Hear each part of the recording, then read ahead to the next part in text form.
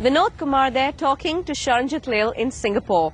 One industry that's booming even in these recessionary times is the baby-making business.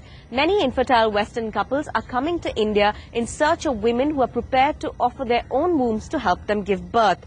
The number of these surrogate mothers is now growing rapidly. But rather than banning the industry, the government is trying to regulate it. Shilpa Kannan reports from Delhi. This 35-year-old single woman is no ordinary mother. This is her 5th pregnancy, but only 2 of the previous babies have been her own. This woman asked us to call her Neerja Chaudhary and is a professional surrogate, part of a growing group of women who are volunteering to have babies for other people. She doesn't want to reveal her identity because of the stigma attached to it in India. Faced with financial difficulties, she tells us that she's earning nearly $8,000 for the Israeli baby that she's now carrying. I can't earn this much money in a regular job. I'm educated and I know what this involves.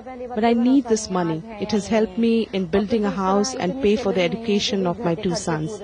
I plan to do this again and again in future to earn as much as I can for my family. The baby-making industry is booming in India. The government has now drafted this bill to regulate the industry. This is fairly detailed in listing out the rights of Indian women who offer to be surrogate mothers. But critics argue that unless it's implemented properly, it could lead to the exploitation of poor women. For some, like Satish Sidhu, India offers a hope. This fabric seller from the UK has been trying to have a child for the last 14 years. Many like him are coming to India to employ a surrogate mother.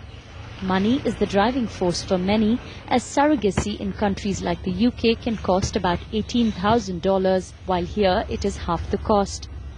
Also, commercial surrogacy is banned in many countries, while India doesn't have any law to govern it. But Sidhu says this is not exploitation.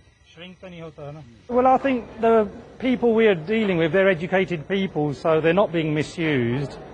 And the main thing is it's a gain for both people. They get a financial reward and we get a reward in a child, which we're desperate for. Neerja and other surrogate mothers like her come here.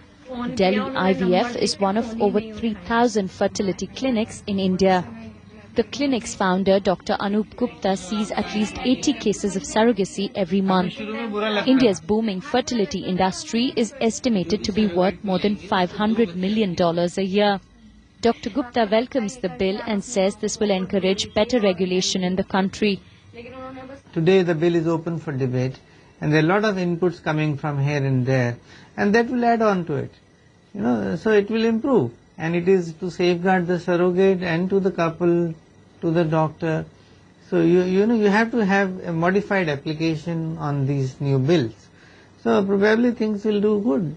Believe and trust that. At a conference in Delhi to discuss the new bill on assisted reproduction, parents turned up in large numbers to support the cause of surrogacy. But will this bill be sufficient enough to protect women and the babies born to them?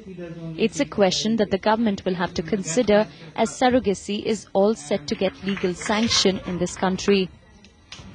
Shilpa Kannan there from Delhi. We're taking a short